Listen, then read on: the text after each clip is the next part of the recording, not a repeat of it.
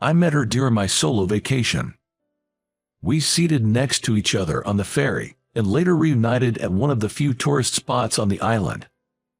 "Let's get married." Upon our reunion, she said that to me. My name is Zach, turned 32 this year. I work in the editorial department of a publishing company. I love my job and don't mind working through the night or doing overtime. Unfortunately, the body tells no lies. My body and stamina couldn't keep up with the demands of the job. To make matters worse, the workload suddenly increased as a long-serving editor retired, and the responsibilities were passed down to me, a mid-level employee. One day, I passed out at work. I was told by the doctor it was due to overwork and stress, and I had to be hospitalized for about a week. Work was hectic, but fortunately, my fairly considerate company managed to send a notice aligning with my discharge day. Apparently, my attending doctor also suggested that I needed a break. And so, for the first time since I started working, I got a long 6-month vacation. I was undecided about how to spend this long vacation, but I decided to visit the northernmost and southernmost parts of the country. I first conquered the northernmost part, Barrow, Alaska. Then I headed straight to Key West, Florida. The southernmost part is Catalina Island. There's a ferry service from Miami, but the ferry couldn't sail due to bad weather. I was stuck there for 4 days. Finally, on the morning of the 5th day, the ferry to the island could depart. The sea was still a bit rough. I usually have a strong stomach and don't get motion sickness, but I was a bit nervous and took some motion sickness medicine. As I expected, the ferry swayed quite a bit. Sitting by the window, I pressed my forehead against the window glass and closed my eyes tightly. By doing this, I was trying to avoid seasickness. When there were 20 minutes left to reach the island, I noticed the woman sitting next to me looked unwell. It seems she was suffering from seasickness. Are you okay? Would you like to take some motion sickness medicine?" When I offered her water, she weakly replied, "I'm fine." She didn't look fine at all. Thinking it might make her feel a bit better, I offered my window seat to her. Then she did the same as me, pressing her forehead against the window glass and closing her eyes. It looked like she was feeling uncomfortable, and her collar was wide open, revealing her fair chest. I realized I was staring and awkwardly looked away. I helped her off the ferry. She was still wobbly, looking pretty unstable. She sat down on the ground after getting off the ramp. "The ground is the best," she said, laying down right there. "Are you okay?" I squatted down beside her and asked. She managed to sit up, still shaky. "Thank you so much. It was rough this time, but you saved me. Thank you." She bowed her head politely to thank me. Her long hair slid over her shoulders, emitting a pleasant fragrance of shampoo. "You're on vacation?" she asked, brushing the sand off her back. I nodded, and she responded with something that was neither interested nor uninterested. "I see." I somewhat wanted to stay but forced myself to leave. "Well, I'll go then. You sure you're good?" she responded with a full-faced smile to my inquiry. Regretfully, I parted ways with her at the harbor. I really wanted to talk more with her, but I didn't have the courage. I felt pathetic, thinking that I should be enjoying myself more while on vacation. While contemplating returning to the harbor, I arrived at the reserved bed and breakfast. Catalina Island is a small. You could cycle around the entire island. The next day, I started exploring the island by rental bike. Sadly, the weather was not clear. The sea seemed rough too. It seemed the ferry from Miami was canceled again. Probably because of that, there weren't many tourists on the island. It felt like time was moving slowly. I headed for the southernmost monument of America. Passing through a winding road like a snake, I could see the southernmost monument of America. There were no buildings around, but I could see several other monuments. There were sound of waves, wind, and occasionally, birds. The wind was strong and I closed my eyes for a moment.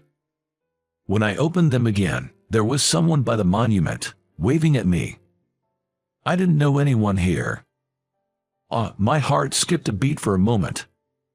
"Thank you for yesterday," she was waving, shouting in a voice that won over the wind.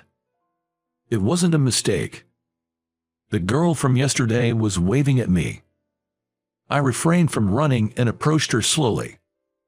"How did you know I'd be here?" "Well, what other places are there to see around here?" she said with a smile. I felt a bit embarrassed as she thanked me again, politely, for yesterday. She introduced herself as "I'm Nancy." "Oh, this is for your help yesterday. You haven't had lunch yet, have you?" Nancy said, offering me a package wrapped in newspaper. It felt heavy in my hand. "Not many diners open now, right? I thought you haven't eaten lunch. It's a packed lunch." Opening the newspaper, I found a lunchbox with sandwiches inside. I felt warm inside, thinking she must have made it for me. "Thank you, I was getting a bit hungry." I thanked her and she smiled, handing me a water bottle. Maybe she means to eat here. We sat a little away from the monument and opened the lunchbox. Nancy casually picked up one of the sandwiches. They looked like typical homemade Southern American style sandwich. Nancy, munching on her sandwich before me, looked happy. "Is your family from this island?" When I asked, she replied, "No." She seems to have come relying on a friend living on the island. She said it had been a long time since she visited. That's when I noticed a ring shining on her left ring finger. My mood suddenly dropped. Making a lunchbox and waiting for me, it's easy to misunderstand. But she was flaunting evidence of being a married woman on her finger. It was a proof that she has no interest in me. As my spirits dropped, the weather also started to deteriorate. Nancy was looking seriously at the increasingly rough sea. Maybe she's worried about the return ferry. If the sea gets rough, it will destroy this amazing scenery. I, who wanted to spend time gazing at the beautiful sea, wondered if Nancy felt the same and spoke up. Her response was something I didn't expect. Nancy said, "I hope it gets rougher." She smiled, hoping for a ferry cancellation due to rough seas. But I noticed. Her eyes weren't smiling. It felt like she had some secret. Like she was afraid someone might come to the island by ferry. Maybe she ran away to this island. I stealthily looked at her anxious face. I wanted to say something to cheer her up, but no words came to mind. "Well, I'm going home. It looks like it's going to rain." Staring out at the sea, now rough and turbulent, Nancy stood up and spoke those words. All I could do was nod in agreement, murmuring, "Yes, true." Despite Nancy's wishes, the next day was bright and sunny. The sea was calm. Almost instinctively, I opened my cell phone to check the ferry schedules. It seemed that they were all running from the first trip in the morning. That someone whom she did not want might be coming to this island on the ferry. Thinking about it started to make me anxious, too. To shake off the anxiety, I decided to go for a walk after breakfast. The sun was much more intense compared to yesterday. While wandering aimlessly around the island, I could hear a man and a woman arguing. Without much thought, I headed in the direction of the voices. The scene was in front of a small house. There was a flashy, flamboyant guy raising his voice at someone. Nancy was standing in front of him with a sullen expression. Apparently, this man was Nancy's husband. I realized this must be the unwelcome someone that she was avoiding. Something must have happened, and Nancy had run away from her husband. Facing her loud, furious husband, Nancy remained cold. I couldn't intervene in a marital spat, so I decided to quietly leave the place. "I'm telling you, I've had enough," I can't stand being hit or abused by you anymore." Nancy's voice, which was calm initially, was getting increasingly louder. Hearing her speak about being regularly abused, I stopped in my tracks. If her husband was violent towards Nancy, I felt I had to intervene. "Just shut up and come back home. You are making me chase you all the way out here." Her husband's shouting became louder and louder. I suddenly noticed a flashy woman wearing sunglasses sitting in a car that he apparently drove here in. She was watching the quarreling pair from the car, looking bored. "You came all the way here. What were you thinking? Bringing your affair partner to take your wife back? Planning a romantic getaway on the side?" Nancy pointed at the car as she spoke. "I see." The woman in the car seemed to be the husband's mistress. Things were starting to feel complicated. "That's it. Please, let's get a divorce." At this word, her husband reacted. His face turned bright red, and he tried to drag Nancy by her arm toward the car. "It hurts. Let me go. Are you planning to lock me up again? I'm not a pet. Let go of me. You should just wait for me at home and shut up. Don't think there's any more happiness in this world." I couldn't just stand there and watch. I had to step in between them and knock his hand away. He suddenly gave me a suspicious glare as I interrupted abruptly. "Leave her alone. She doesn't want this," I said to him, shielding Nancy behind me. He clicked his tongue, asking, "Who are you?" I replied that I was her friend. I told him that I had heard their conversation, and it's wrong to forcefully take her home when she is refusing to do so. "What the heck? Aren't you having an affair too? Do you think you are in a position to say anything about my affairs?" Apparently, he misunderstood me as Nancy's lover. He laughs, making fun of Nancy.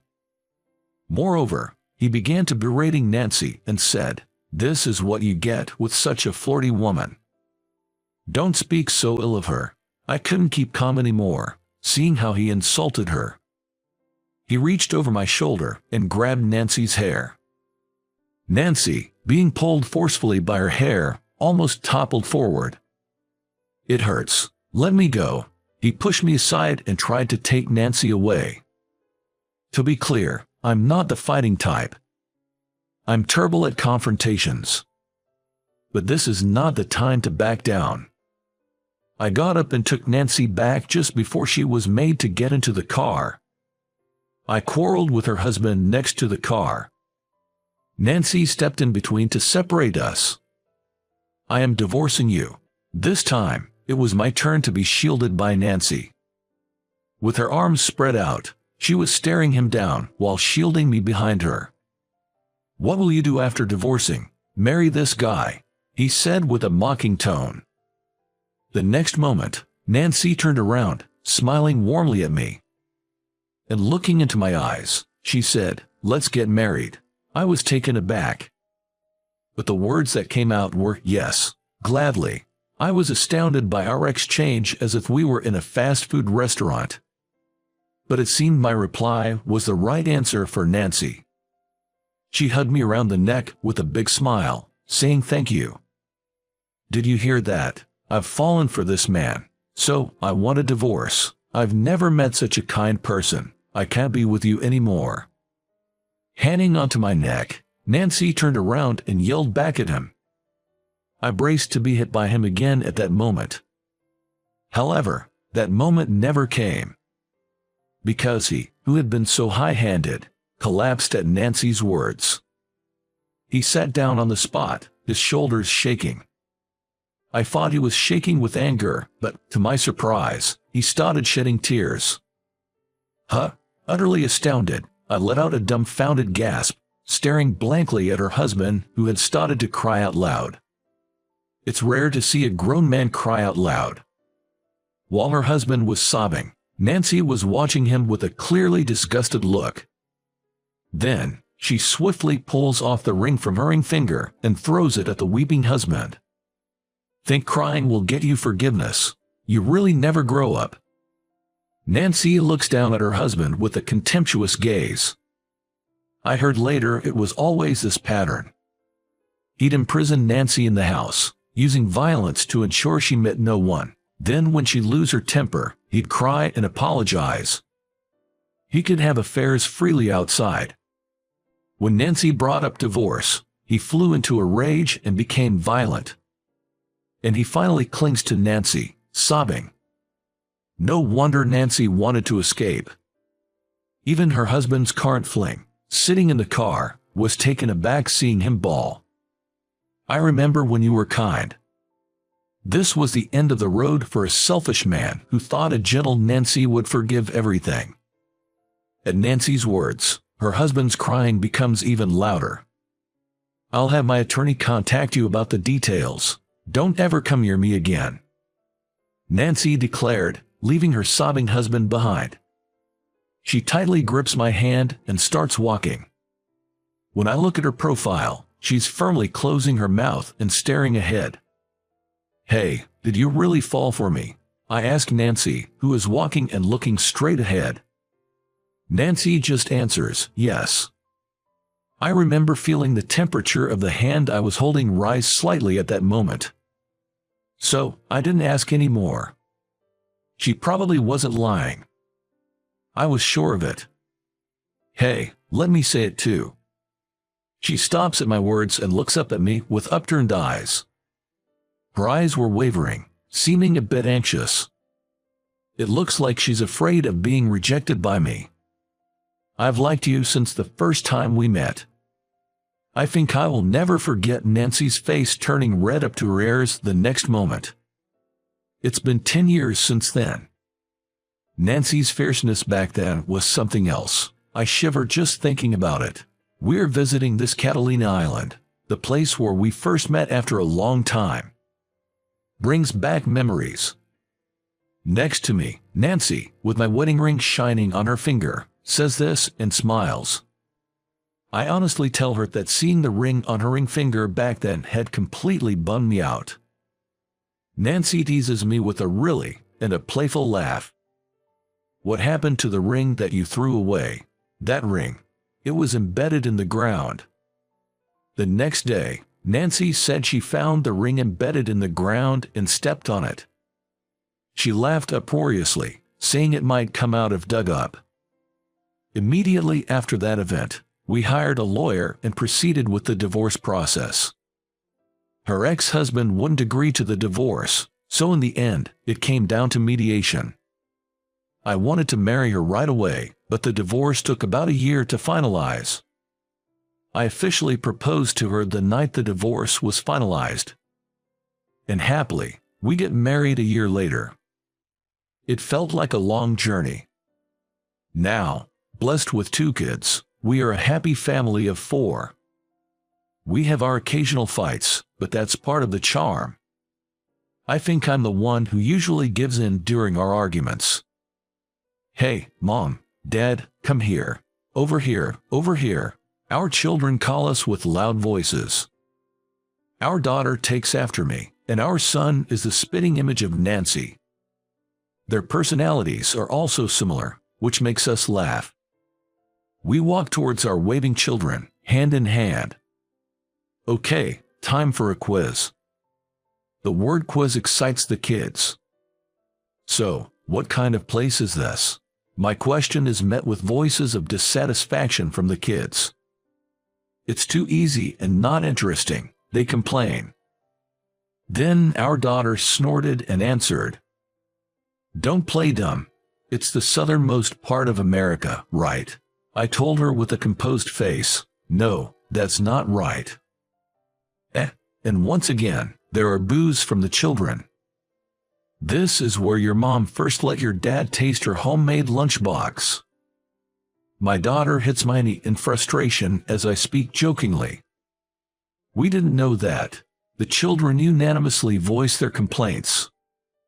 Next to them, Nancy, looking a bit guilty, is smiling.